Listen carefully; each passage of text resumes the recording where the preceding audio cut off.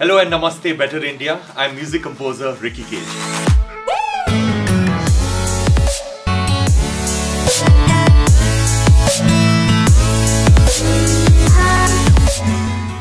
Ever since I remember as a child, I've always been two things. I've been a musician and an environmentalist. So I actually grew up for the first 6 years of my life in America, in this very small town in North Carolina called Roanoke Rapids. So my home was in the middle of nowhere. There was a lot of forest areas around my home, and we would have a lot of creepy crawly animals enter my home. Seemingly dangerous animals like snakes and lizards and reptiles and rodents. And my parents and my teachers, their first reaction was that as soon as you see these animals, either step on them and kill them or run away from them. But I would always ask them the question that why do these animals exist if they do not have any purpose, if we're just supposed to kill them the minute we see them? Of course, now we realize that every single animal, no matter how seemingly insignificant or seemingly dangerous, is a really important part of our ecosystem, and it's this delicate balance of the ecosystem that keeps all of us alive. So these were the questions that would keep me awake at night. And much later on in my life, of course, music and my environmental side got joined together and it became one entity. And now the only kind of music that I make is about the environment and positive social impact. So that's how my journey as an environmentalist and a musician began.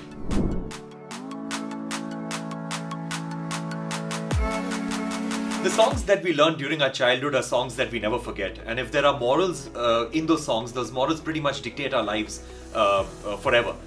So to build a more environmentally conscious society, which is my aim, I realized that we have to start with the children, and there are no two ways about it. So that is how My Earth Songs was born. It was started by myself and two of my very close friends, Lonnie Park and Dominic DeCruz. So the three of us, what we did was that we started with 27 songs, now we are at about 35 songs. All of these songs are based on the Sustainable Development Goals by the United Nations. Now, what are the Sustainable Development Goals? There are 17 goals which were announced in 2015, and they are goals that the world needs to achieve by 2030. These goals are very simple: zero poverty, zero hunger, climate action, innovation, technology, water, sanitation, gender equality. These are the kind of goals that we need to achieve.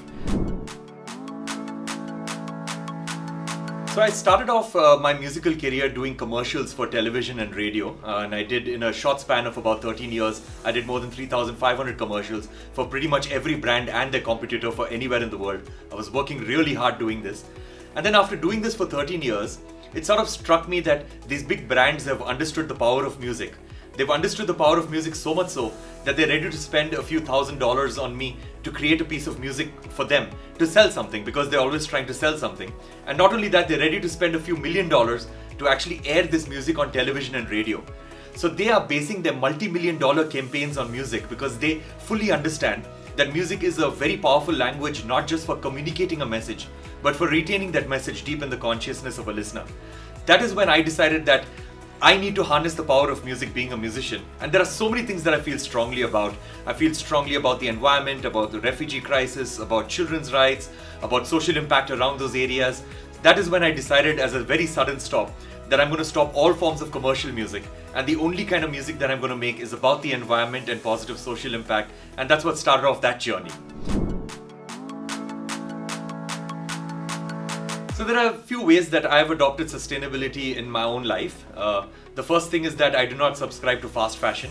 At any given point of time, I only have 11 sets of clothes. And I buy very good quality clothes, and I ensure that I constantly keep re-wearing them because as I keep saying that the earth does not remember what we worn, but the earth definitely remembers how we treat it. So for example, this year for the Grammy Awards, I purchased a cream sherwani. And right up until now, since the Grammy Awards in February, I've worn that cream sherwani for 15 concerts, and I'm going to continue wearing it. Last year, I had a blue sherwani. I wore that for the Grammy Awards when I won my second Grammy Award, and also I wore it at the Cannes red carpet event, and I wore it for another 40 concerts after that. So basically it's don't subscribe to fast fashion. It's alright if you've got the same clothes on multiple photographs of Instagram. Double down on the fact that you're re-wearing clothes because you're responsible to the planet.